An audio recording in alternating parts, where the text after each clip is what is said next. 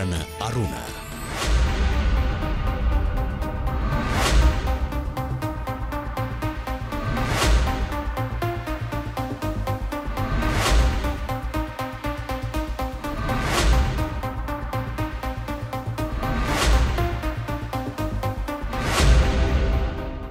අයිබෝවන් වනකම් ගුඩ් මෝනිින් අස්සලාම් වලේකුම් සුබෝදෑසනක් දෙරනාරුණත් එක් අද එකතු වෙන්නේ අද බදාද දවසේ අද විශේෂම සඳහන් කළ යුතු දවස තමයි අද 17 කියන එක දවස විදිහට මතක් කරන්න ඕනේ ඉතින් ශ්‍රී ලංකා ක්‍රිකට් කණ්ඩායම ජයග්‍රහණය ලැබලා මේ ගෙවෙන දවස් දෙක තුනේ 96 ලෝක කුසලානේ ඊටමත් සුවිශේෂී දවස් ගත වෙන්නේ ඉඳ ක්‍රිකට් ගැන කතා බොහොමකුත් අද ජාතික පුවත්පත්වල වාර්තා කරනවා නමුත් සෑම පුවත්පතක්ම වාර්තා කරන්නේ එම කාරණය නම් නොවේ ඒ තමයි අසත් සාලී අත්තරංගුවට ප්‍රධාන සිරස්සලය දිවයින පුවත්පතේ සිට අපි ගත්තොත් තාපස්සට යන්න දිවයින අරුණ අද එවගේම ලංකාදීප කියන පුවත්පත් මේ පුවත්පත් වලට අමතරවද මේ පිළිබඳව වාර්තා කරනවා කෙසේ වෙතත් නීති අභියෝගයට ලක් කිරීම ජාතික ආගමික සමගියට බාධා කිරීම ත්‍රස්තවාදයේ වැළැක්වීමේ පනත කඩ කිරීම ඇතුළු චෝදනා රසක් තමයි ඔහුට එල්ල කරලා තිබෙන්නේ.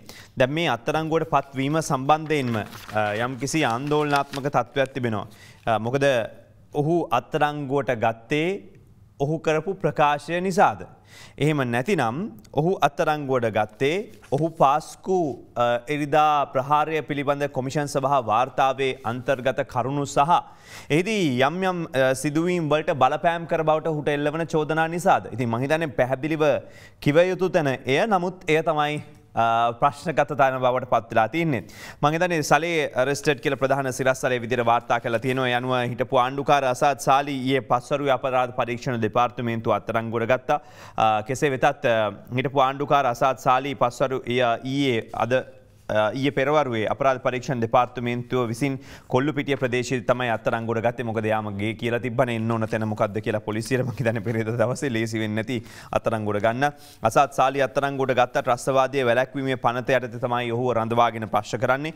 ඒ එක්කම සඳහන් කරලා තියෙනවා මේ ඔහුගේ ප්‍රකාශයත් එක්කම මුස්ලිම් නීතිය කවුරු වෙනස් කළත් අපි පිළිගන්නේ නැහැ කියලා සඳහන් කළා. මහත් ආందోලනාත්මක ප්‍රකාශයක් කළා බස්නායන පළාතේ හිටපු ආණ්ඩුකාරවරයා.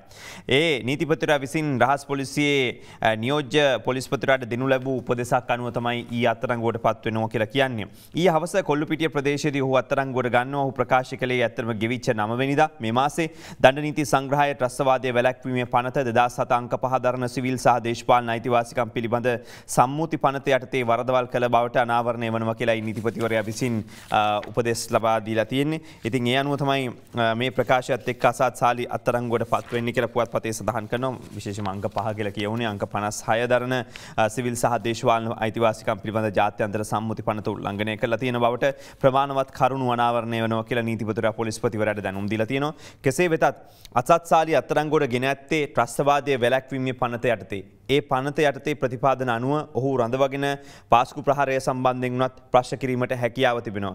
ඉතින් මේක තවත් එක් සෙල්ලමක් විතරද නැත්නම් සමාජයේ ඇතිවෙච්ච විරෝධතා එක්ක මේ දවසකට දෙකකට ඔහු අත්අඩංගුවට අරගෙන එළියට දානවා වගේ වැඩක්ද කියන එක කෝ අපිට චෝදනා කෝ අපිට කොමිසමෙන් අර කොමිසමෙන් චෝදනා කළා දැන් අපිට චෝදනා තියෙනවද ඔය වාර්තාවේ කියලා ඇහුවා. හැබැයි කෙසේ නමුත් ඊයේ රාත්‍රියේ අද දරන වාදපිටිය වැඩසටහනේදීත් විමසූ අවස්ථාවේදී මොහොමඩ් මුසම්මිල් මහතා සඳහන් කර සිටියේ පැහැදිලිව ජනාධිපති කොමිෂන් සභා වාර්තාවේ ඔහු විවිධායට බලපෑම් කර බවට පාස්කු ප්‍රහාරයේදී සඳහන් වෙනවා කියලා.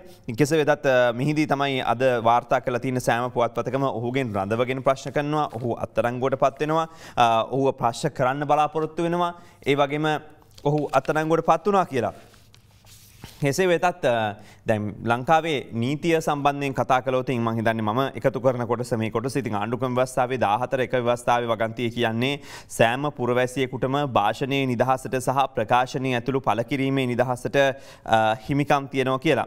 ඉතින් ව්‍යවස්ථාව අනුව සියලු පුරවැසියන්ටම මේක තියෙන අයිතියක් හැමෝටම අදහස් පළ කරන්න පුළුවන්. එහෙමනම් ඊළඟ ප්‍රශ්නේ තමයි එහෙනම් සාලි මහත්මයා කරපු ප්‍රකාශයකට ඔහු අත්අඩංගුවට පත්වන්නේ කොහොමද කියන එක. මොකද ආණ්ඩුක්‍රම ව්‍යවස්ථාවෙන් 15 වෙනි ව්‍යවස්ථාවේ දක්වලා තියෙනවා ආණ්ඩුක්‍රම ව්‍යවස්ථාවෙන් හිමි කරලා තියෙන මේ මූලික අයිතිවාසිකම් සීමා කරන්න පුළුවන් අවස්ථාවන් පිළිබඳව උදාහරණයක් විදිහට ගත්තොත් 15 ව්‍යවස්ථාවේ සඳහන් වෙලා තියෙන්නේ භාෂණයේ සහ ප්‍රකාශනයේ නිදහස භුක්ති විඳින්න පුළුවන් හෝ ක්‍රියාත්මක වෙන්නේ ආගමික හෝ වාර්ගික සහයෝගිතාවය තහවුරු කිරීම සඳහා.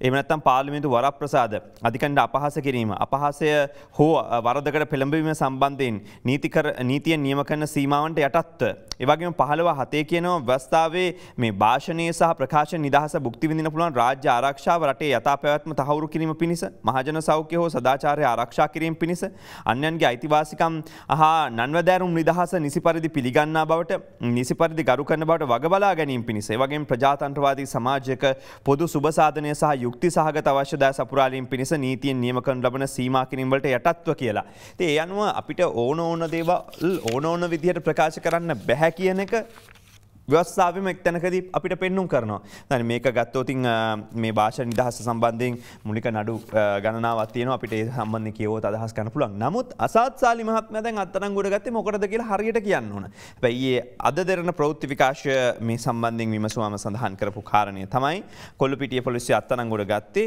ඔහු පාස්කු ප්‍රහාරය සම්බන්ධයෙන් සිදු කරන විමර්ශන වලට අදාළව කියලා. ඉතින් පුවත්පතේ වාර්තාව ගත්තොත් අද දිනමින පුවත්පතේ වාර්තාවට අපි මොහොතකට යමු. දිනමින පුවත්පත මේක කොහොමද වාර්තා කරන්න කියලා. ඉතින් පාස්කු ප්‍රහාරය මෙහෙව්වේ යහපාලන ආණ්ඩුවේ මුස්ලිම් දේශපාලඥයන් කිහිප දෙනෙක් කියලා චෝදනා එල්ල කර සිටියා. විජේදාස රාජපක්ෂ මහත්මයාගේ ප්‍රකාශයක් තමයි මේ උපුරා දක්වන්නේ දිනමිනේ. මේක ඊයේ කරපු පෙරේදා කරපු ප්‍රකාශයක්. ඉතින් කෙසේ නමුත් අසත්සාලි අත්අඩංගුවට පත්වීම පිළිබඳව පැහැදිලි කරන්නේ නැහැ කිසිම පුවත්පතක් මේ ගත්තේ මොකටද කියලා. කෙසේ නමුත් කියන්නේ පාස්කු ප්‍රහාරය පිළිබඳ කරන විමර්ශන වලට අදාළව කියලා. එතනින් පස්සේ අපි එනවා අද දවසේ මේ තවත් ප්‍රශ්න කිරීම් දෙකකට. එකක් තමයි බුර්කාව සහ නිකාබය තහනම් කිරීම පිළිබඳව කැබිනට් පත්‍රිකාව ඉදිරිපත් වුණාද නැද්ද පෙරේද දවසේ? එහෙම දෙයක් ඉදිරිපත් වෙලා නැහැ කියලා ඊයේ සරත් වීරසේකර අමාත්‍යවරයා සඳහන් කර සිටියා. මහජන ආරක්ෂක අමාත්‍ය රියාද් මිලා සරත් වීරසේකර මහත්මයා බුර්කා තහනම් කිරීමට අදාළ කැබිනට් පත්‍රයට අත්සන් තැබුවා කියලා මෙවර හැබැයි උනට මෙවර කැබිනට් මණ්ඩලයට මේක ඉදිරිපත් කළේ නැහැ.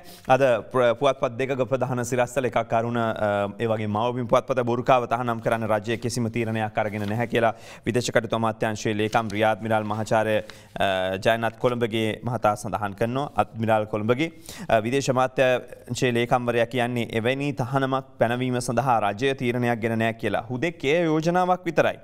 පාස්කු විරෝධින ප්‍රහාරයන් පිළිබඳ ජනාධිපති විමර්ශන සභාවේ ප්‍රෙසිඩෙන්ෂල් කවුන්සිල් එකේ විමර්ශනයන්ට අනුව ආරක්ෂක හේතු මත අවශ්‍ය වන පූර්වාරක්ෂාව මේ යෝජනාව සඳහා පදනම් වෙලා තිබුණා. රජය විසින් අදාළ පාර්ශ්වයන් සමග පුළුල් සංවාදයක් ආරම්භ කළා. ඉන් පස්සේ මේ ගැන අදහස් පළ කරනවා කියලා තමයි සඳහන් කරන්නේ. ඉතින් කෙසේ වෙතත් මං හිතන්නේ එක්කෝ මහජන ආරක්ෂාව සම්බන්ධයෙන් අමාත්‍යවරයා වේලාස්තන උනන්දුවෙන් කටයුතු කරා. එහෙම නැත්නම් එකපාරට නිකන් කිව්වා සමාජෙම කැළඹිලා යන ප්‍රකාශයක් කළාම පස්සේ ඊට පස්සේ ඉතින් ඒ සම්බන්ධයෙන් තමයි සමාජය දුවන්නේ. ඊට පස්සේ දවස් කිහිපයකට පස්සේ කියනවා නෑ ඒක දිගු කාලින වැඩපිළිවෙලක් මම අස්සන් තැබුවා. ඉතින් එතනින් එහාට මේක සාකච්ඡා කරලා ඉස්සරහට යන්න ඕන කියලා. ඉතින් ප්‍රකාශය වැරද්දක් නෑ. හැබැයි ඒ වුණාට සමාජයේ යම් කිසි මෙවැනි දෙයක් කිව්වත් එක්කම කැළඹීමට ලක් වෙනවා. ඒ වගේම විදේශ රටවල් බොහොමයක් මේ ඔස්ස බලාගෙන ඉන්නවා. මේ අතර ඊයේ ඩේලි නිවුස් පුවත්පත වාර්තා කරන්නේ විශේෂයෙන්ම කැබිනට් මාධ්‍ය හමුවේදී අහපු ප්‍රශ්නයක්. මේ සම්බන්ධයෙන් තීන්දුවක් ගන්නවද? No decision yet on banning burqa niqab. Minister Keheliya Rambukwella වාර්තා කරන්නේ මේ පිළිබඳව අනිකුත් පාර්ශ්ව සමග සාකච්ඡා කරලා තමයි රජය තීරණයක් ගන්නේ. හදිස්සි නොවි කිසිදු පාර්ශ්වයකට අනිසි බලපෑම් ඇති නොවන ආකාරයෙන් තීරණයක් බුද්ධිමත්ව ගන්නට ඕන කියලා. ජනමාධ්‍ය අමාත්‍ය කෙහෙලිය රඹුක්වැල්ල මහතා මේ පිළිබඳව අදහස් දක්වනවා. විශේෂයෙන්ම බුර්කාව තහනම් කිරීමේ හේතුවෙන් මෙරටට හිතවත් මුස්ලිම් රටවල් මෙරට සමග රාජතාන්ත්‍රිකව ගැටලුවක් ඇතිවීම සම්බන්ධයෙන් රජය යම් ක්‍රියාමාර්ගයක් ගෙන ඇතිදයි මාධ්‍යවේදියෙක් ඇහුවම තමයි ගැන කියන්නේ. පාකිස්තානයේ ඇතුළු මෙරට හිතවත් මුස්ලිම් රටවල් ඒ සම්බන්ධයෙන් රාජතාන්ත්‍රික ගැටලුවක් ඇති කර නොගන්න බව ඔහු සඳහන් කරලා තියෙනවා. ඉතින් මම හිතන්නේ රජය ප්‍රකාශයන් නිකුත් කිරීමේදී එක්කෝ ඒ සම්බන්ධයෙන් තීන්දුව తీරන අරගෙන ප්‍රකාශ කළ යුතුයි. එහෙම නැත්නම් තීන්දුව ගන්නවා කියලා කියන්නට ඕන ගන්න මොහොතේ. මේ අතර අගතියක් නොවන ලෙස බුර්කාව ගැන තීරණයක් ගන්න බව තමයි කෙහෙලිය රඹුක්වැල්ල මහතා ඊයේ දවසේ මාධ්‍ය හමුවේදී කිව්වේ හැමෝටම. හැබැයි මුස්ලිම් කාන්තාව මේ කියන මුවාවරණ එහෙම නැත්නම් බුර්කාව තහනම් කරන ඔක්කොම මුස්ලිම් කාන්තාව මම හිතන පෙර දවසකත් පැහැදිලි කිරීමක් කළා. හිස වසාගෙන නොසිටිය යුතු බවට කොහෙවත්වත් සඳහනක් නොමැති බව පැහැදිලිව සඳහන් කර සිටියා ඊයේ කෙලිය නමුක්කැල්ල අමාත්‍යවරයා මොනවද තහනම් කරන්නේ? ඒ අනුව තමයි මුස්ලිම් කාන්තාවන් අබායා හිස් ආවරණය පැළඳීම අත්‍යවශ්‍ය නැහැ. සෞදි ඔටුන්න හිමි කුමරු මොහමඩ් බින් සල්මාන් ප්‍රකාශ කරනවා. ඒ කියන්නේ සෞදි අරාබිය තුල මුස්ලිම් කාන්තාවන් අබායා ඇඳුම් අවශ්‍ය නැහැ කියලා සෞදි අරාබියේ ඔටුන්න හිමි කුමරුම කියනවා. මුස්ලිම් කාන්තාවන් ඇඳිය යුත්තේ කුමන ඇඳුමක්දයි තෝරාගත යුත්තේ ඔවුන්. ඇමරිකානු CBS රූපානිය සමග සාකච්ඡාවක යෙදුණු ඔහු කියලා තින්නේ සෞදි අරාබිය තුල ශරියා නීතිය ක්‍රියාත්මක විය යුතු බව ලිඛිත නීතියක් නැහැ. අබායා නමින් හඳුන්වන හිස් ආවරණය නැතිව මුස්ලිම් කාන්තාවන් බාස්කට්බෝල් ක්‍රීඩාවන් නරඹන අයුරු ගල්ෆ් මාධ්‍යවල තිබුණා. සල්මන් කුමරුගේ මේ ප්‍රකාශය සෞදි කාන්තාවන් මහත් ඇගීමට ලක් කළ තියෙනවා කියලායි සඳහන් වෙන්නේ. මේකෙදී සඳහන් කරන්නේ මේ බුර්කා එහෙම නැත්නම් සම්පූර්ණ ශරීරයේ මුහුණේ ඇස් මුකුත් පේන්නේ නැතිව සම්පූර්ණ ලෝගුවක් පැළඳගීම යාම මේක තහනම් කරන බව සඳහන් කරනවා. ඒ වගේම තමයි මේ නිකාබ් එක මුහුණ ආවරණය වන දැස් පිටතට යන්තම් පෙනෙන ආකාරයේ වහන මේවා තමයි තහනමට ලක් කරන්නේ. හැබැයි හිජාබ් එක හරි එහෙම නැත්නම් අනිකොත් ෆර්දාව හරි ශෛලයක හරි වෙනත් දේවල් තහනම් කිරීමට ලක් කරන්නේ නැහැ කියලා ඊයේ කෙහෙලිය නමුක් කළා මාත්‍රයක් කො මේ කෙරිච්ච සාකච්ඡාවේ වෙච්ච දේවල්.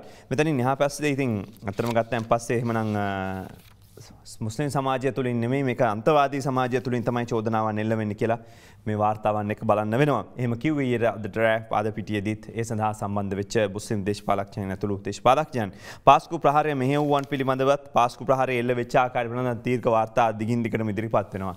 හැබැයි නීතිය ක්‍රියාත්මක වෙනවද නැද්ද කියන එකයි බලාගෙන ඉන්නේ. පාස්කුරිදා මරාගෙන මැරෙන බෝම්බකරුගේ පියා තවදුරටත් රිමාන්ඩ් කරන්න ඊයේ දවසේ කටයුතු කළා. ලබන මාර්තු 30 වනදා දක්වා රක්ෂිත බන්ධනාගාරගත කරනවා. කොච්චිකඩේ ශාන්ත අන්තෝනි දේවස්ථානයේදී බෝම්බ පුපුරවාගෙන මිය ගිය අලාවුදීන් අහමඩ් මොවාර් නැමැති බෝම්බකරුගේ පියා ඊයේ බුද්ධික ශ්‍රී රාගල කොළඹ ප්‍රධාන මහේස්ත්‍රාත්තුමාගේ නියෝගය අද දිනමින වාර්තාව ගෙනෙන්නේ. ඊයේ දින මේ නඩුව අධිකරණය හැම කැඳවෙච්ච අවස්ථාවේ සැකකරු බන්ධනාගාරයෙන් මගින් අධිකරණයට ඉදිරිපත් කරන්න තිබුණේ නැහැ.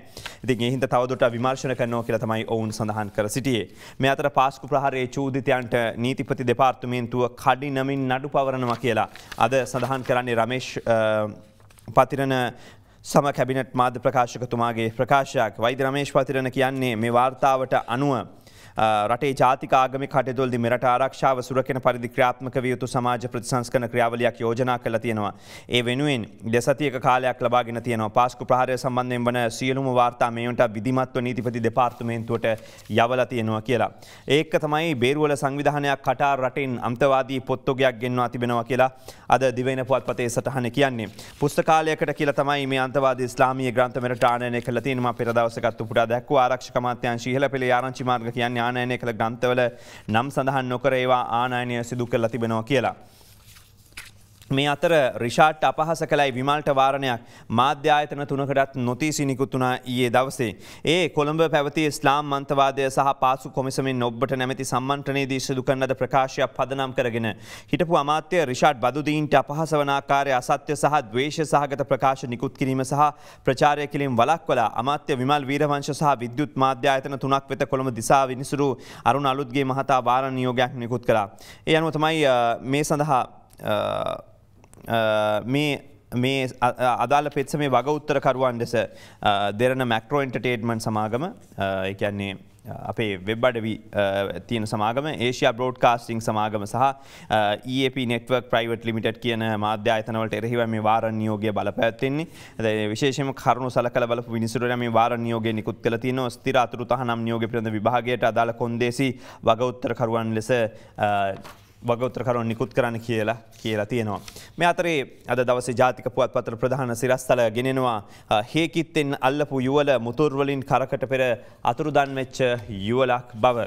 විශේෂයෙන්ම වත්තල හේකිත්ත දෙව්මැදුරක් අසලදී අත්අඩංගුවටගත් මුස්ලිම් ජාතික යුවල පදිංචිව සිටි මුතුර් ප්‍රදේශයෙන් වසර ගණනාවක් තිස්සේ අතුරුදන් වෙලා ඉන්න අය. මේ යුවල සහ දරුවා හේකිත්තදී අල්ලා ගන්න පෙර හැඳල පල්ලිය වත්තට ගිහිල්ලා දෙහිවලදී මුදල් පසුම් විසා හැඳුනුම්පත් නැති වූ බව කියලා ආධාර එකතු කරලා තියෙනවා. මේ යුවල හේකිත්ත දෙව්මැදුර අසලදීත් මේ ආකාරයට මුදල් ආධාර එකතු කිරීමට උත්සාහ කරනවා. වත්තල පොලිසිය මේ යුවල පිළිබඳව මුතුර් පොලිසියෙන් කළ විමසීමේ තමයි තොරතුරු හෙළිදරව් වෙලා තියෙන. ඉතින් කාලයක් මත්කුඩු පානය කිරීමට ඇබ්බැහිව සිටි පුද්ගලයෙක් බවද වැඩි දුරටත් සඳහන් කරනවා. අද දවසේ අත්අඩංගුවට පත්වීම මේ වගේම පාස්කු සම්බන්ධ වාර්තා හිම තියෙන වෙලාවේ අනික් පැත්තට අපි ආවොත් මේ සහල් මාෆියාව සම්බන්ධයෙන් තමයි එතනින් එහාට කතා කරන්න වෙන්නේ. වීතොග සංගවාගෙන සිටින අය වටලන්න. මම ඇහුවා ඇත්තටම ඊයේ දවසෙත් මේක හරි අමාරු දෙයක්ද වීතොග සංගවගෙන ඉන්නේ කී දෙනාද? ඉතින් මේක වටලන්න බැයි නා වැඩක් තියෙනවා ඒ රජයකට කියලා. කෙසේ නමුත් ජනාධිපතිතුමා කරපු ප්‍රකාශයක් තමයි කියන්නේ වීතොග සංගවගෙන සිටින පුද්ගලයන් සොයා වැටලීම් සිදු කරන්න කියලා ජනාධිපති ගෝඨාභය රාජපක්ෂ මහත්මයා කරපු ප්‍රකාශයක්. කෙසේ නමුත් ඊයේ කෘෂිකර්ම මාත්‍ය මහින්දානන්ද අලුත්ගමගේ මහත්මයා කිව්වා වීතොග සංගවා සිටින පුද්ගලයන් සොයලා පාරිභෝගික අධිකාරිය මගින් වැටලීම් කරනවා කියලා. මෙවර මහා කන්නේ අපේක්ෂිත වී අස්වනු ප්‍රමාණය අනුව රටේ සහල් හිඟයක් ඇති විය නොහැකි කියලා තමයි අමාත්‍යවරයා කියන්නේ. අතරමැදියන් තොග හැංගුවොත් ගබඩා කඩලා වී එළියට ගන්නවා කියලා තමයි සඳහන් කරලා තියෙන්නේ. ඉතින් කෙසේ නමුත් ගොවියට සහ වීමෝල් හිමියන්ට වීතොග ළඟ වී ගැනීමට ඉඩ නොදෙන බවත් අතරමැදියන් වී සංගවන සිටිනවා නම් ඒ සම්බන්ධයෙන් විරුද්ධව දැඩි ක්‍රියාමාර්ග ගන්නවා කියලා අමාත්‍යවරයා කියනවා. දැන් මෙවර මහකන්නේ වී හෙක්ටයාර් 7,64,000ක් වගා කරලා තිනවා. ඉන් මෙට්‍රික් ටොන් මිලියන 3.2ක අස්වැන්නක් බලාපොරොත්තු වෙනවා. මේ වගේ විශාල අස්වැන්නක් ලැබෙන වෙලාවක ඉදිරි මාස 6ට අවශ්‍ය සහල් රටේ තියෙනවා. හැබැයි හාල් මිල කොහොමත් ඉහළ යන්නත් බෑ. නමුත් මිල ඉහළ යනවා. ඉහළ යන්නේ කොහොමද? ඉතින් වී පරණ කරනවා තියාගන්නවා. ඔය කොහොම කිව්වත් සතොස්ස සමූපකාර මගින් කිලෝවක් 94 දෙන්න කිව්වට ඇතිතරම් දෙන්න පුළුවන්ද? ඒක ප්‍රමාණවත්ද? ජනතාවට කඩේට ගියන් පස්සේ රුපියල් 100 අඩුවෙන් හාල් කිලෝ එකක් ගන්න බැයි නම් ගන්න පුළුවන්ද? ඉතින් මේ ප්‍රශ්න තියෙනවා. මේ අතරේ තමයි අද වාර්තා කරන්නේ වී මෙට්‍රික් ටොන් 20000ක් සතොස්සට ලබා දෙනවා කියලා වී අලේ මණ්ඩලය මිලදී ගත්ත වීතොග සතොස්සට සමූපකාර දෙපාර්තමේන්තුවට මුදා හැරීමට කටයුතු කරා කියලා. උත්සව සමයේ සහල් මිල වැඩිවීමක් හෝ සහල් හිඟයක් ඇති නොවන බව අමාත්‍යවරයා කියනවා. අමාත්‍යවරයා ඉතින් කොහොම කිව්වත් වෙළඳ පොලේ හාල් තියනවද නැද්ද කියන එකයි වඩා වැදගත් වෙන කාරණේ. ඉතින් මේ අවස්ථාවේ වෙළඳ පොලේ සහල් නැහැ.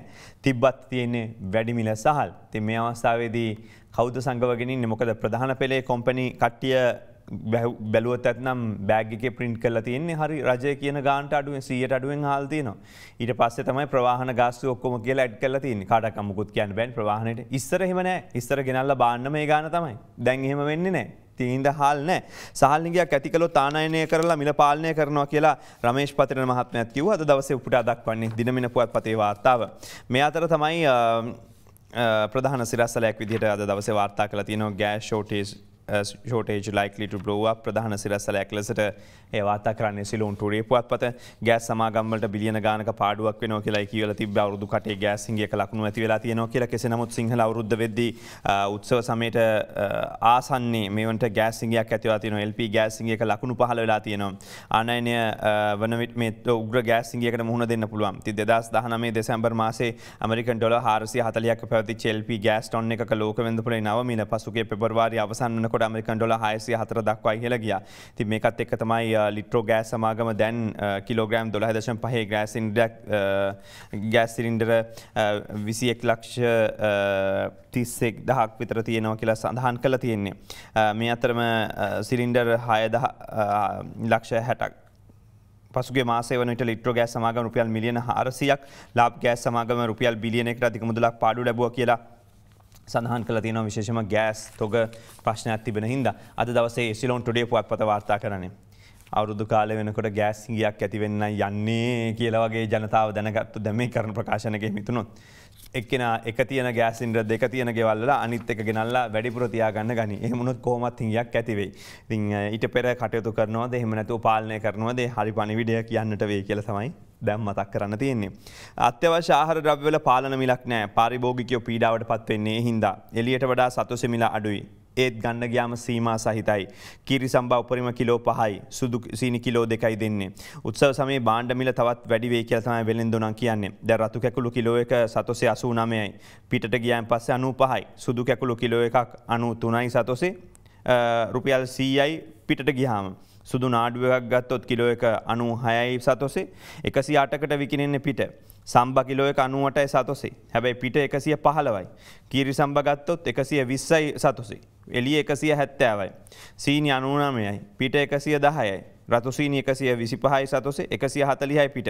ඉතින් මේ අනාදී වශයෙන් ගත්තයන් පස්සේ ඉතින් සතොසේ බිල අඩුයි. නමුත් පොලිමේ ඉඳලා තියෙන කාර්ය බහුලත්වයත් එක්ක සතොසක් හොයාගෙන ගිහිල්ලා ඒ ළඟම තියෙන තැනකින් ආපහු බාණ්ඩ අරගෙන ආපහු ට්‍රීවිල් එකකට හරි මොකද හරි ගාන දීලා ඉවරලා එන්න ගියාම අමතර බරක්. ඉතින් හැම තැනක තියෙන මිල එක වගේ නැහැ. ඒ වගේම ගන්න ගියන් පස්සේ අපි හිතාගෙන ගියොත් ගන්න කියලා හැම සතොසෙම බඩු නැහැ. ඉතින් මේක තමයි තියෙන ප්‍රශ්නේ. ඉතින් එතකොට කියන්නේ මේක අපි ගොඩක්ම බලාපොරොත්තු වෙන්නේ අඩු ආදායම් ලාභීන්ට කොහොම හරි අඩුවට දෙන්න කියලා. හැබැයි මේ රටේ මැදපන්තිය ගොඩක් තද වෙලා ජීවත් වෙන්නේ, හිර වෙලා ජීවත් වෙන්නේ. ගන්න වැටුපට ගණන් හදාගෙන අවසානයේ දක්වා වියදම් කරන්නේ. ඉතින් ඒ අයට මේ පොඩි පොඩි ගණන් එකතු වෙලා ආවම ළමයින්ගේ ටියුෂන් පන්ති වලට ගෙවන සල්ලි ඔක්කොම ගෙවලා ආවන් පස්සේ වැඩි වෙන ගාන ලොකු ගානක්. ලෝක පාරිභෝගික දිනය වෙනුවෙන් මහජන අයිතීන් සුරකීමේ පදනමක් හැදලා පාරිභෝගික ආරක්ෂණ අරමුදලක් හැදුවා. ඒගොල්ලෝ කියපු හොඳ කතාවක් තියෙන එකක් තමයි මේ අරමුදල හරහා උපයන ධනය පාරිභෝගිකයා වෙනුවෙන් සම්පූර්ණයෙන් යොදවන්න කටයුතු කරනවා කියලා. අදාළ අරමුදල ගිණුම් අංකිකුත් ඒගොල්ලෝ කිව්වා. අද දවසේ මහබිම් පුවත්පත වාර්තා කරනවා. ඉතින් මේ රටේ තියෙන කනගාටුදායක තත්ත්වය තමයි විශේෂයෙන්ම මහජන අයිතීන් සුරකින්නවද කියලා අහන එක. රටේ ආහාර සුරක්ෂිතභාවය සහ ආහාරයක අන්තර්ගත දේවල් මේක කෑමට සුදුසුද නැද්ද ප්‍රමිති ආයතන ඒ ආයතන මේ ආයතන ගොඩක් තිබුණත් ගොඩක් වෙලාවට නිෂ්පාදකයා තමයි ඒ වගේ අන්තර්ගතය සඳහන් කරන්නේ. ඒ වගේ විවිධ නම් වලින් සඳහන් කරන දේවල් ඒ වගේම පාරිභෝගිකයන්ගේ පාවිච්චියට සුදුසුද වෙනත් රටවල පාවිච්චිය සඳහා සුදුසු නොමැති බොහෝ දේවල් ඒ ආහාරවල අන්තර්ගත වුණත් ඒ වෙනුවෙන් ගන්න ක්‍රියාමාර්ග නැහැ. නීතියේ ක්‍රියාත්මක වෙන්න විදිහක් නැහැ. මොකද ජනතාවටත් සල්ලි නැහැ. තනිව ගිහිල්ලා අධිකරණ පෙනී සිටින සමාජලාට මේ සමාගම් බහුජාතික සමාගම් විශාල මුදලක් තියෙන වෙන වියදම් කරන්න. මම හිතන්නේ හොඳ දෙයක් එහෙම දෙයක් හැදෙන එක. උත්සව සමයේ ව්‍යාජ මුදල් නෝට්ටු ගැන අවධානයට ලක් කරන්න කියලා පොලිස් මූලස්ථානයේ නිවේදනයක් නිකුත් කළා තියෙනවා. උන් කියන්නේ උත්සව සමය ආරම්භ වෙලා තියෙන හින්දා ව්‍යාජ මුදල් නෝට්ටු ගනුදෙනු වෙන්න පුළුවන්. ඒ හින්දා සල්ලි කොලයක් අතර ගත්තයින් පස්සේ පොඩ්ඩක් හොඳට බලන්න අවධානයට ලක් කරන්න. නියෝජ්‍ය පොලිස්පති අජිත් රෝහණ මහත්මයා කියනවා මේ වන විට රුපියල් 10 නෝට්ටු ආකාරයට ව්‍යාජ මුදල් නෝට්ටු මුද්‍රණය කරනවා කියලා තොරතුරු ඇවිල්ලා තියෙනවා. ගනුදෙනු කිරීමේදී නෝට්ටු වල තියෙන දිය සලකුණ තියෙනවද බලන්න. ඒ වගේම අර කළු පාට ධාරේ තියෙනවද කියලා පොඩ්ඩක් බලන්න. යුද හමුදාය බුද්ධ්‍යංශයෙන් ලත් තොරතුරක් අනුව තමයි අක්කරේපත්තු පොලිස් නිලධාරීන් ඔළුවිල් ප්‍රදේශයේ සිදු කළ මෙහෙයුමකදී රුපියල් 5000 ව්‍යාජ නෝට්ටු 124ක් අත්අඩංගුවටගෙන තියෙනවා. ගොඩක් ඒ වගේ මේ සාමාන්‍ය කඩදාසියකින් තමයි 5000 කොලේ උනත් මුද්‍රණය කරලා තියෙන්නේ. ඇල්ලුවම අතට හොඳට තේරෙනවා ව්‍යාජ නෝට්ටුවක් අතට ආපු වෙලාවක බලන්න. නැත්තම් ඉල්ලගෙන බලන්න. රජයේ නව බදු යෝජනා ක්‍රියාත්මක කිරීමට බදු පනත් සංශෝධනයට කැබිනට් අනුමැතිය ලැබිලා තියෙනවා කියලා මේ අතරේ දින මින වාර්තා කරන්නේ. විශේෂයෙන්ම මුදල් ඇමතිවරයා වශයෙන් මහින්ද රාජපක්ෂ අගමැතිතුමා ඉදිරිපත් කළ යෝජනාවට කැබිනට් මණ්ඩල අනුමැතිය ලැබී තිබෙනවා.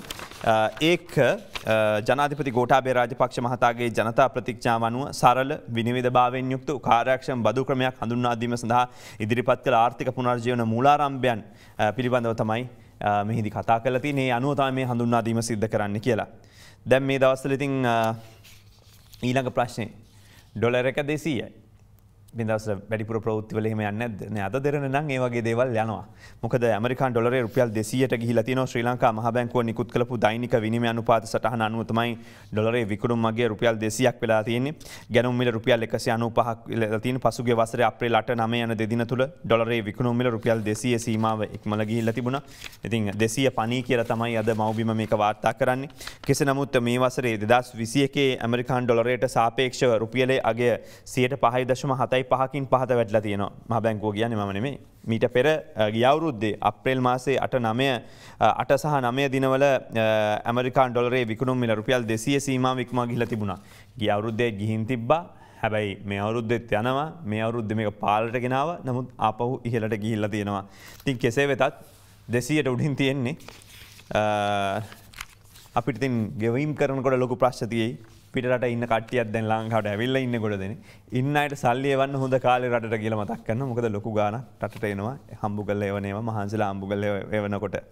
අපි එතනින් පස්සේ අද ප්‍රධාන සිරස්වල කිහිපයකට යනවා. ඉංග්‍රීසි පොත්පත් වාර්තාවන් එක්කම Ranjan street petition case put off for tomorrow වාර්තා කරන්නේ ප්‍රධාන සිරස්වලයක් ලෙසට අද දවසේ සිලෝන් ටුඩේ පුවත්පත පාර්ලිමේන්තුවෙන් අවසර ඉල්ලලා තිබ්බා රංජන් රාමනායක මහත්මයා රිට් පෙත්සමක් ගොනු කරා. ඒ අනුව මේක හෙට කැඳවන්න තීරණය කළා තියෙනවා. මේ සභාපති විනිසුරු අර්ජුන ඔබේසේකර සහ විනිසුරු මායාදුන්නේ මහත්මයා මේ අද දවසේ මන්ත්‍රී ධුරය සම්බන්ධයෙන් කිසිදු ක්‍රියාමාර්ගයක් ගැනීම ඊයේ දිනේ දක්වා සිදු නොකරන ලෙසට මීට පෙර නඩු දිනේදී නිකුත් කර තිබුණු මඟ පෙන්වීම හෙට දක්වා දීර්ඝ කරනු ලැබුවා ඊයේ අද ප්‍රධාන සිරස්තලයක් එය.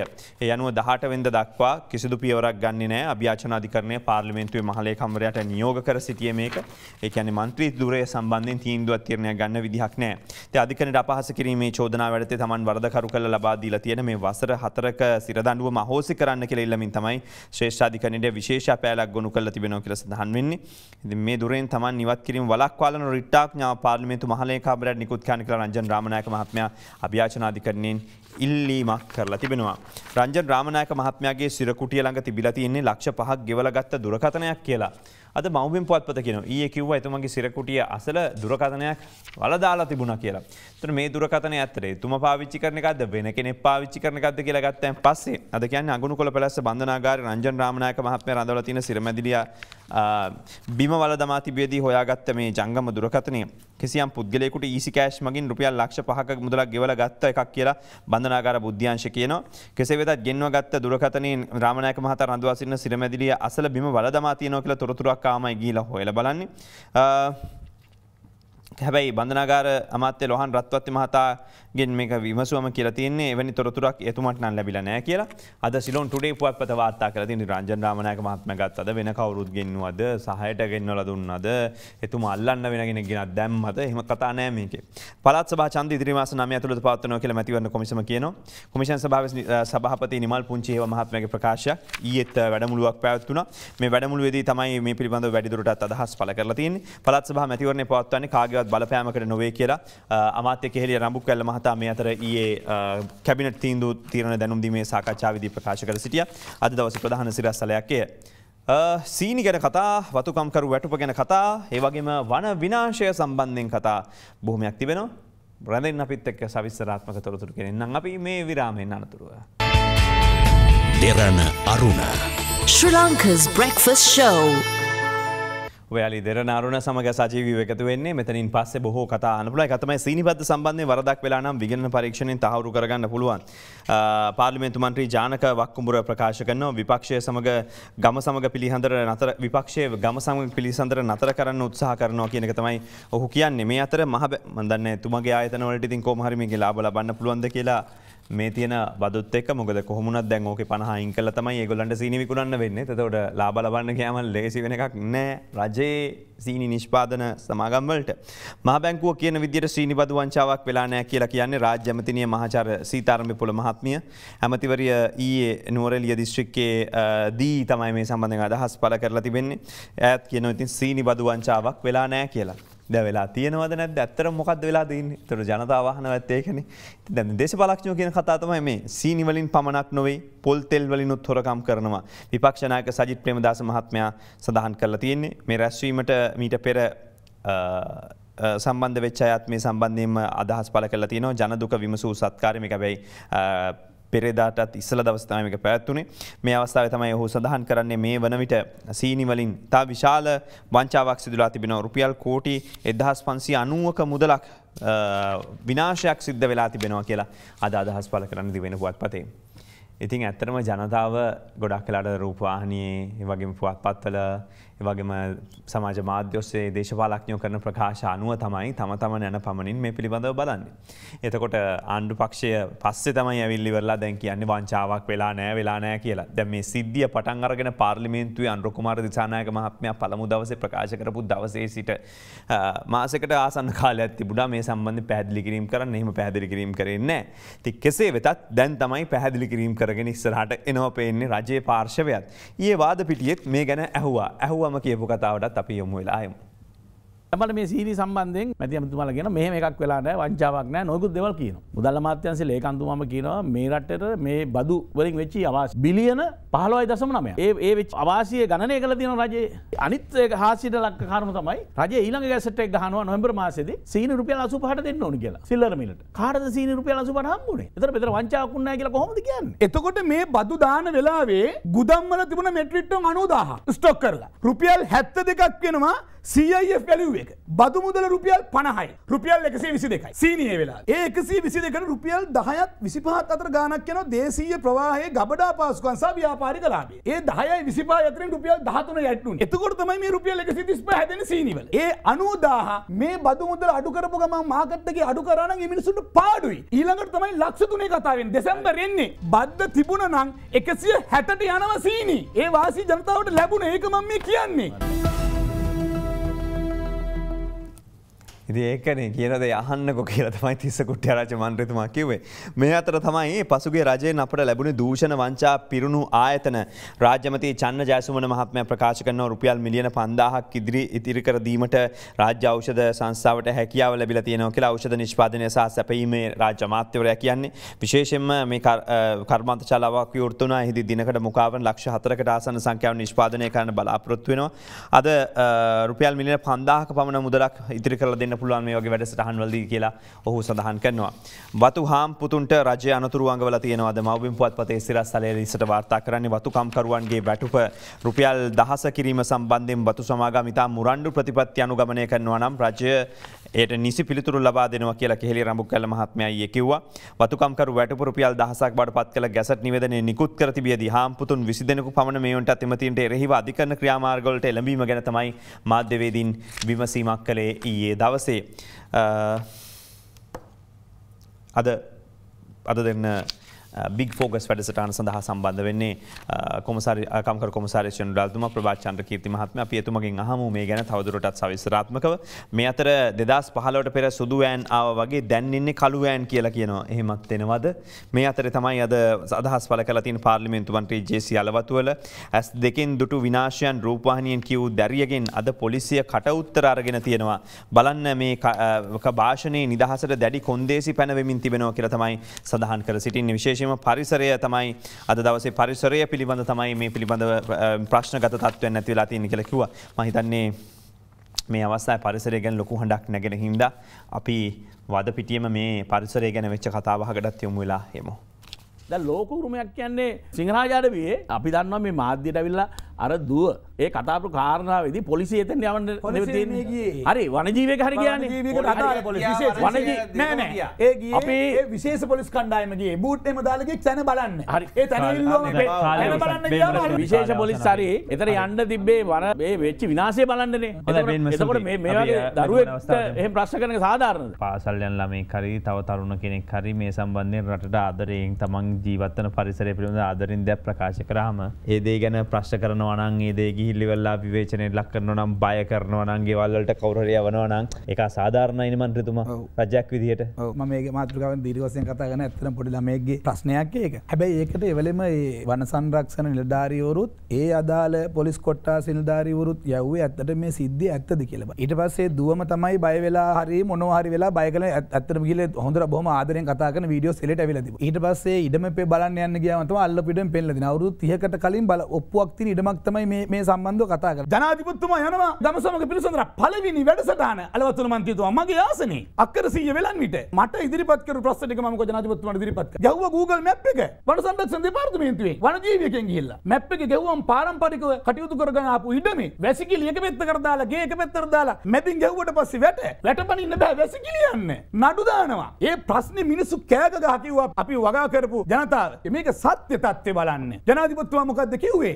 කවුද නිලධාරීවරු මේ ප්‍රශ්නේ ගිහිල්ලා බලන්න. මගේ ආගම අල්ලලා මම දියුරලා කියන්නේ බෞද්ධ ආගමිකයෙක් විදියට ජනාධිපතිතුමා අවංක හද මම කියන්නේ හර්ෂණ මන්ත්‍රීතුමාලා අපි එතනට යන් මේ රට අඩුපාඩු තියෙන විවේචනය කරමු අපි. මම යනවා බදුල්ල ප්‍රදේශයේ ඇතුලේ ගම්මානයකට එක සැරේ 10 දිනයි අල්ලගෙන ගිහිල්ලා කූඩුවේ දැම්මා. දඩ ගෙවා ගන්න විදියක් නැහැ. අක්කර දෙකක මුං වගා කරා කියලා. මොකද්ද? දරුවෝ 3 දෙනයි කටුමැටි බිත්ති ගහගෙන ඉන්නේ. කොළඹ හතියේ ප්‍රශ්න නෙමෙයි අපිට තියෙන්නේ. ඒතර ඒකත් මැප් එක ගහලා වැටගාලි වෙරලා ඉඩ මේ පැත්තට දාලා නඩු දැම්මට පස්සේ ජනාධිපතිතුමා පැහැදිලිව කිව්වා 1993 අවශේෂ කැල යන්නේ එතනට ගිහිල්ලා භූමිය බලන්න වගා කරගන්න මිනිස්සුන්ට වගා කරන්න දෙන්න. ඕක කිව්වේ මහවැලිය ව්‍යාපාරය හදද්දි කොච්චර ගම්මානයට වුණාද? අදටත් ගිහින් බලන්නකෝ දිගනේ. අදටත් අර පිළිමේ වතුර අඩු වෙනකොට පිළිමේ මතුවෙනවා පන්සලත් එක්ක. අද උම පන්සලක් යට කරා නම් අද Facebook එක දියුණුයි, තාක්ෂණය දියුණුයි, ගත්ත මේක ෆොටෝ ගැව්වා මෙන්න පන්සල් විනාශ කරනවා. බුද්ධාගමේ නායකයා කියලා ඇවිල්ලා මෙන්න පන්සල වතුරට යට කරනවා. හැබැයි එදා Facebook එක තිබුණේ නැහැ. එදා එච්චර තාක්ෂණය දියුණුව තිබුණේ නැහැ. සංවර්ධනය ගියා. මහවැලි ව්‍යාපාරයත් එක්ක කොච්චර ගස් කැපෙන්නේ නැද්ද? කොච්චර ඉඩකඩම් බෙදලා දුන්නද? හැබැයි ඒක අදටත් අපි ආඩම්බරයෙන් කියනවා. අන්න ඒකයි. කෙසේ වෙතත් මේ අවශේෂ කැලෑ කියන වචනේ යොදාගෙන මේක විශාල වශයෙන්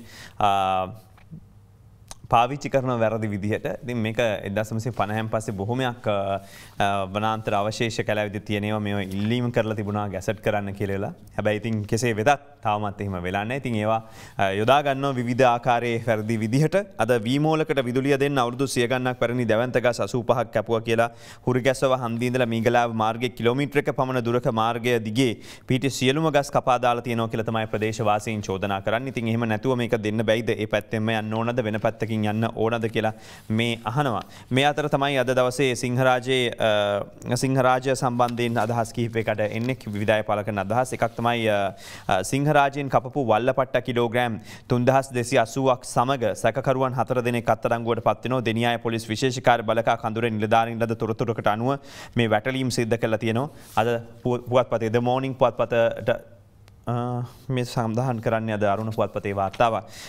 මින් අනතුරුව දැන් තවමත් විශේෂයෙන්ම මේ වල්ලපට්ටා නිසියාකාරව වගා කිරීම සම්බන්ධයෙන් වැඩසටහනක් සකස් කිරීම පිළිබඳව කිව්වා. ඉතින් දේශීය වල්ලපට්ටා සඳහා තිබෙන ඉල්ලුම ලෝක වෙළඳ පොලේ ඉහළයි. දැන්ට ප්‍රධාන පෙළේ සුවඳ විලවුන් නිෂ්පාදන සමාගමය යොදා ගන්නවා. විකිණෙන ගානත් එක්ක බැලුවෙන් පස්සේ නොකපයින් දීද කියන ප්‍රශ්නයක් තියෙනවා. මීට පෙර අවුරුදු ගානකට ඉස්සෙල්ලා වල්ලපට්ටා වගා කිරීම පටක රෝපණය ආශ්‍රිතව පැලෑති කළා වගාකර මහා පරිමාණ වගාකරුවන්ට ලබා දීලා ඒ ඔස්සේ රටට මුදල් ගෙනීම වැඩපිළිවෙල යෝජනා වුණා. යෝජනා වලි ඉදිරිපත් වුණා. නමුත් ඒ සම්බන්ධයෙන් කතාවක් නැහැ. තාම ඔය තැනක දෙකක වල්ලපට්ටන ගවුට් වගා කරනවා. ඉතින් ඊට සමාන වුණාට වල්ලපට්ටවල මිල ඉහළයි. ඉතින් ඇයි මේ සම්බන්ධයෙන් අවධානය යොමු නොවෙන්නේ කියන ප්‍රශ්නේ ඇත්තටම ප්‍රශ්නාර්ථයක්. රටට සල්ලි ගේන්න පුළුවන් විදි. ලෝකෝරුම භූමියක මිනිස් ක්‍රියාකාරකම් කළොත් එම භූමිය ලෝකෝරුම ලෑස්තුවේ නිවත් වෙනවා. ඒක තමයි විදිය. ශ්‍රී ලංකා යුනෙස්කෝ ජාතික කොමිෂන් සභාව මේ පිළිබඳව පැහැදිලි කිරීමක් කරනවා. විශේෂයෙන්ම ලෝකෝරුමයක් ලෙස ප්‍රකාශයට පත් කළ තියෙන භූමියක මිනිස් ක්‍රියාකාරකම් සිදු කළොත් ලෝකෝරුම ලෑස්තුවේ නිවත් කරනවා.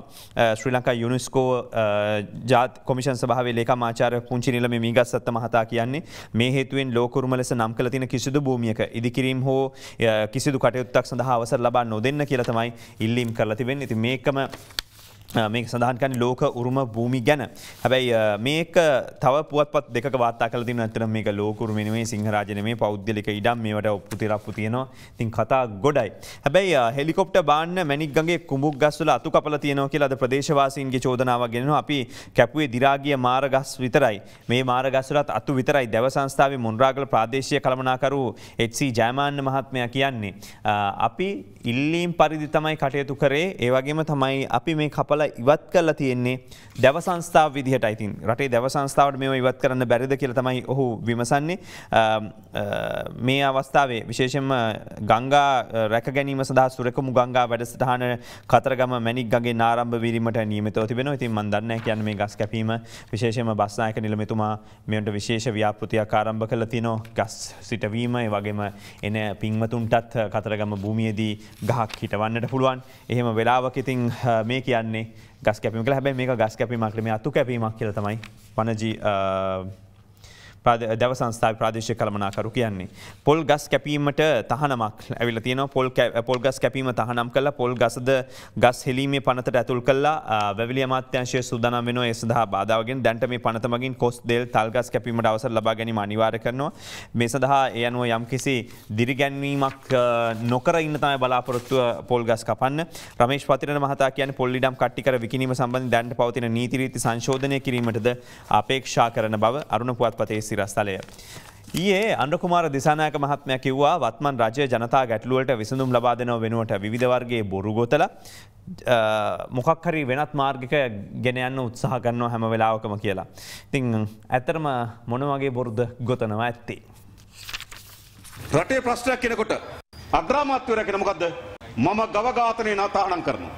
තාහනම් කරාද? ඒක පුස් වෙඩිල්ල. තාහනම් කරේ නෑ නිකන් කියනවා. එතකොට මොකද වෙන්නේ? පවදා මාධ්‍යවල ප්‍රධාන ප්‍රවෘත්තිය ගව ඝාතනය නතර කරයි. අපේ උපාසකම්මලා සාදු සාදු කියන පත්තරේ බලලා. අද මතකද ඒක? මතකත් නෑ. හැබැයි නේද? අර සාමාන්‍ය මන්දක සමහර අය කියනවා මිනිස්සු විතරක් නෙවෙයි රැවට්ටුවේ ගවයොත් රැවට්ටුවා කියලා. ඊළඟ පොස්ට් විඩියලක් දැම්ම මතක සරත් වීරසේකර. සරත් වීරසේකර කිව්වා මේක හරියන්නේ නැහැ. තන තන පාතාලේ සැරිසරනවා. කරුණා කරලා අවියාවුද ගෙනලා බාර දෙන්න කිව්වා. මතකද? පවදා ප්‍රධාන ශීර්ෂ පාඨවල පොලිස් ඇමතිකේ පාතාලෙට අවියාවුද ගෙනත් දෙන්න කියලා. දුන්නද කවුරු? නැහැ. පුස් වැඩිල්ල. දැන් අහපු අයට මතක නැහැ, ලියපු අයට මතකත් නැහැ, කියපු අයට මතකත් නැහැ. දැන් ඊයේ පෙරේද තව පුස් වැඩිල්ල පත්තු කරා. මොකද්ද? සරත් වීරසේකර කිව්වා මොකද්ද? බුර්කාව තහනම් කිව්වනේ. කෝ ප්‍රශ්නයක් කෙනෙකුට කියනවා ඒ වගේ එකක්. පුස් වැඩිලි. එනිසා මේ ආණ්ඩුව යන්නේ ජනතාවගේ ඇත්ත ප්‍රශ්න වලට මුහුණ දෙමින් නෙවෙයි.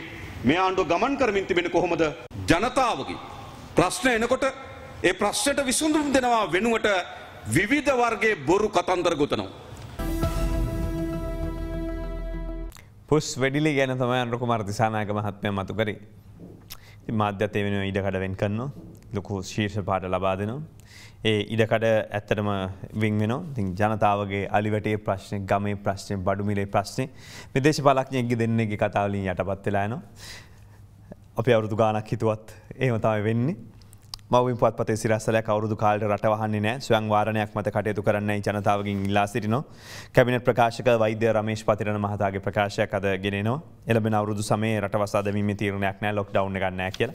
හැබැයි මම දැක විවිධ සංගම් කියලා තියෙනවා මේ කාලේ වහන්න, වාරණ ගෙනෙන්න කියලා. හැබැයි ඒ වුණාට එහෙම සූදානමක් නැහැ කියලා තමයි අද අදහස් පළ කරලා තියෙන්නේ රජය. දකුණේ ආසාදිතයෝ වැඩිවීමක් වෙන්නනවා. විශේෂයෙන්ම අලුතෙන් හමු වෙච්ච කොවිඩ් ආසාදිතයන් 42 දෙනා වාර්තා වෙලා තියෙන දකුණු පළාතේ. ඒ අනුව තමයි ආසාදිතයන් සංඛ්‍යාව දකුණු පළාතේ 4835 දක්වා ඉහළ ගිහිලා තියෙන්නේ 4885 දක්වා. ඒ අනුව පෙරේදා දවසේ ගාල්ල දිසාවෙන් ආසාදිතයෝ 3 දෙනෙක්, මාතරින් 34ක්, හම්බන්තොටින් 5 දෙනෙක් හඳුනාගෙන තියෙනවා.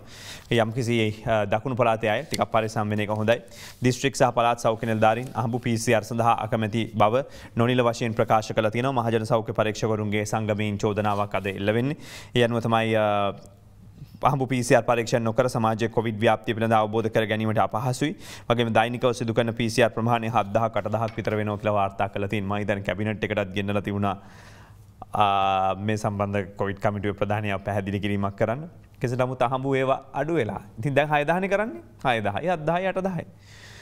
කෙසේ වෙතත් අද දවසේ ප්‍රධාන සිරස්සල විදිහට තවත් තොරතුරු වාර්තා කරනවා. එකක් අද උදෑසන SMS පණිවිඩය ආව. ETI තැන්පත්කරුවන්ට සාධාරණයක් ඉෂ්ට කරන්න කියලා ඉල්ලලා තමයි රජයෙන් ඉල්ලීමක් කරලා තිබුණේ. විශේෂයෙන් මේ ඉල්ලීමත් එක්ක ඊයේ දවසේ යලිත් වතාවක් ස්වර්ණ මහල්ලකේ අධ්‍යක්ෂවරුන් යලිත් අත්අඩංගුවට ගැනුණා. කෙසේ වෙතත් ETI තැන්පත්කරුවන් සුරකීමේ සංවිධානයේ සභාපති අනුෂා ජයන්ති මහත්මියගේ ප්‍රකාශයකට අපි එනවා. මොකද අද SMS පණිවිඩය ආවේ අත්අඩංගුවට ගත් ඔවුන් අද අධිකරණ ඉදිරිපත් කරනවා කියලා මේ SMS පණිවිඩය තුල කියලා තිබුණේ.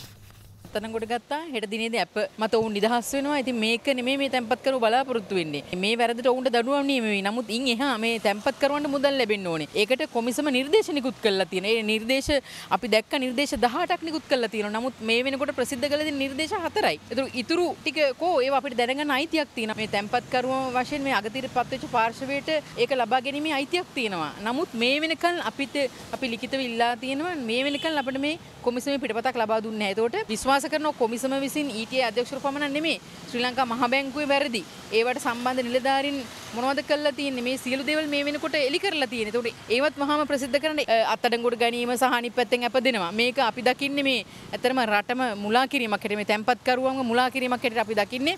තැන්පත්කරුවෝ එන්න දවසින් දවස මානසිකව වැටෙනවා. විශාල වශයෙන් පීඩනයකටපත් වෙලා තිනවා. අපි බලාපොරොත්තු වෙන්නේ මේක නෙමෙයි. මේ අහිංසක මිනිසුන්ගේ මුදල් ගෙවන්න වහාම මේ ETI ආයතනයේ සතු සියලු දේපල රාජසන්ත කරගන්න. ඒ වගේම විකිණීමට ලක් කරපු දේපල නීති විරෝධී කියලා කොමිසම නිර්දේශ නිකුත් කළා තියෙනවා. වහාම මේ පිළිබඳව පරීක්ෂණයක් කරන්න. දැන් මේ අධ්‍යක්ෂවරු අත්අඩංගුවට පත්වන්නේ 3 වෙනි වතාවට. අද දිවයින වාර්තා කරනවා. ඒ වගේම අරුණ වාර්තා කරනවා. ස්වර්ණමහල් ජුවලර්ස් පුද්ගලික සමාගමේ හිටපු අධ්‍යක්ෂවරුන් ජීවක එදිරිසිංහ, නාලක එදිරිසිංහ, අසංක එදිරිසිංහ සහ දීපා එදිරිසිංහ යන සිව්දෙනා අපරාධ පරීක්ෂණ දෙපාර්තමේන්තුව ඊයේ තෙවැනි වතාවටත් අත්අඩංගුවට ගත්තා. කෙසේ නමුත් අද අධිකරණයට ඉදිරිපත් කරනවා.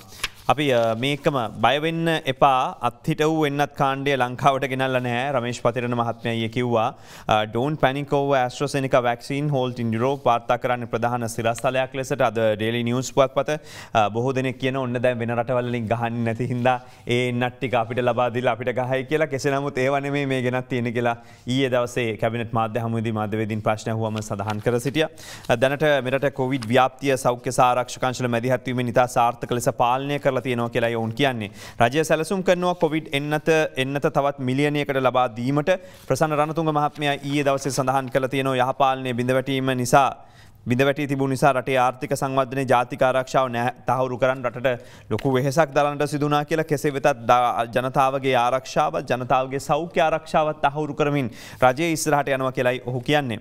කොවිඩ් එන්නතට රජය රුපියල් කෝටි 50ක් වැය කළා තියෙනවා මේ වනට සුදර්ශනී ප්‍රනාන්දු පුල්ලේ රාජ්‍ය අමාත්‍යවරියගේ ප්‍රකාශයක් කියන්නේ ඖෂධ නීතිගත සංස්ථා මගින් මිලදීගෙන තියෙනවා එන්නත් ලක්ෂ 5ක් අද දවසේ එය ප්‍රධාන සිරස්තලයක් ලෙසට දිනමින වාර්තාවේ දක්වනවා.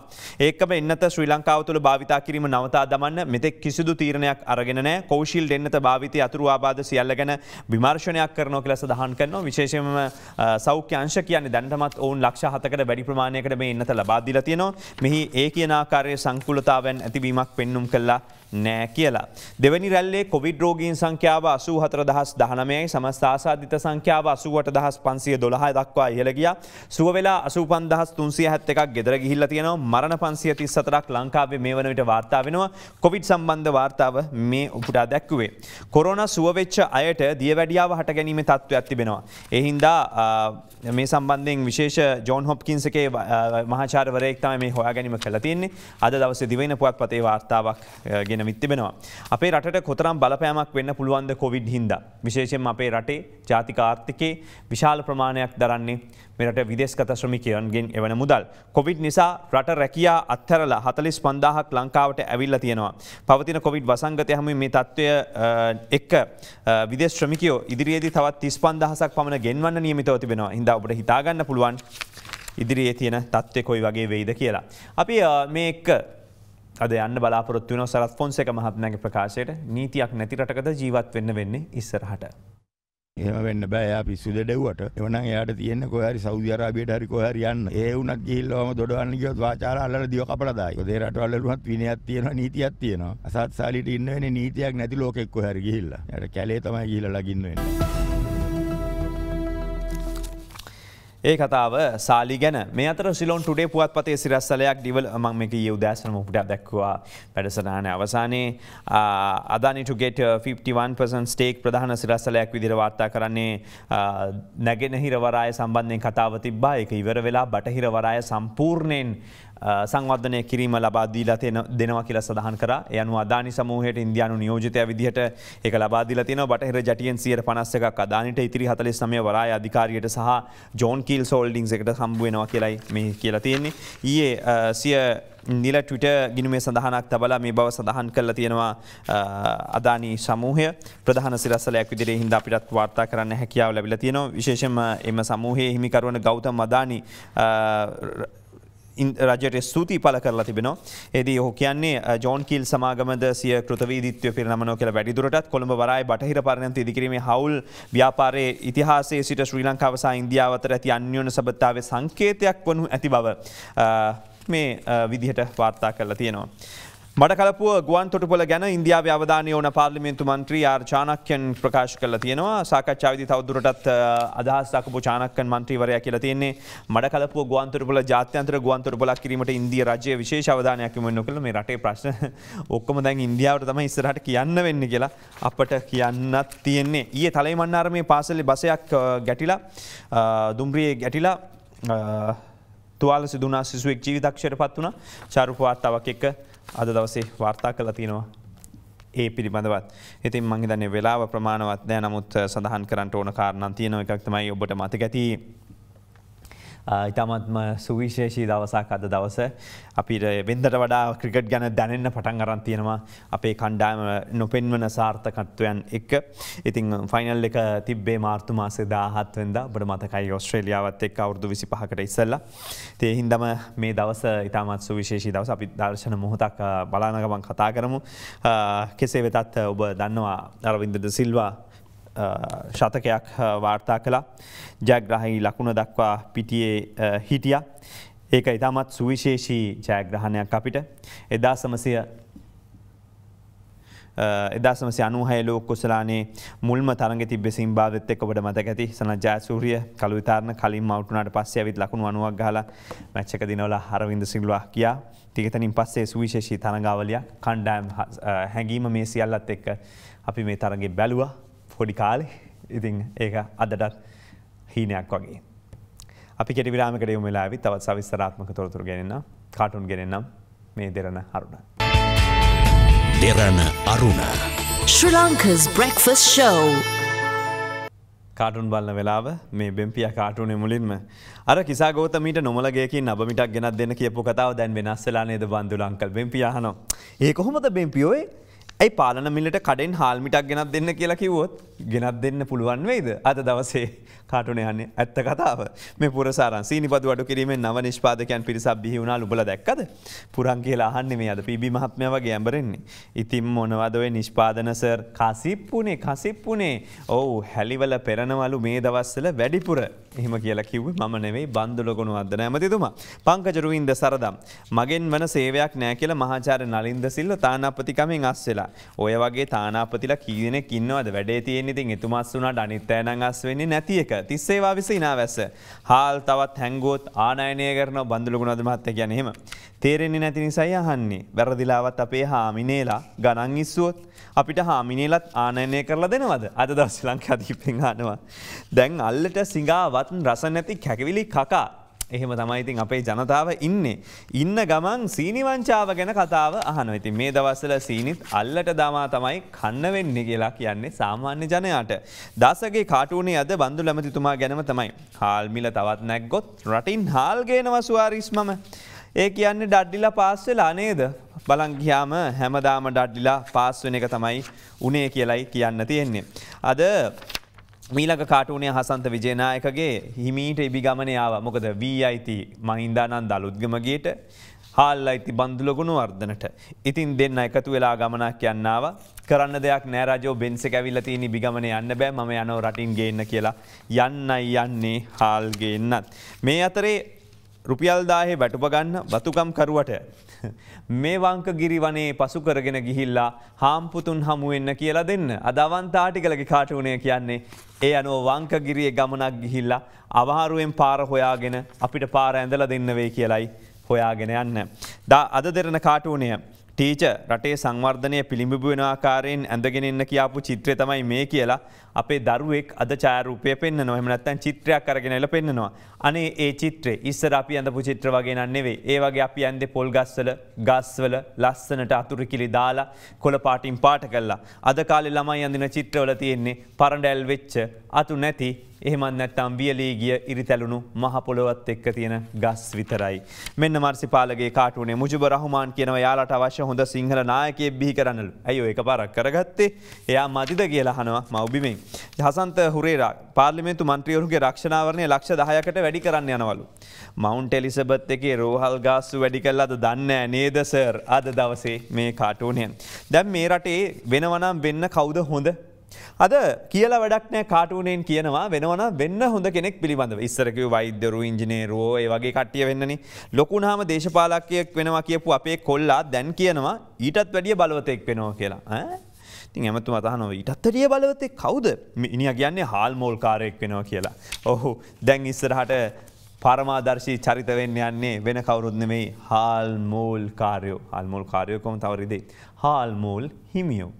මේ දවසේ පද 4 රට හමුවේ තැබූ කල පොට පැනපු කතා පිටවෙයි අසාද් ළඟ සැඟවුණු අමුතු සතා රට කර විය යුතුයි නීතියේ පිහිට පතා කට මැත දොඩන කාටත් ඔය ටිකේ පුතා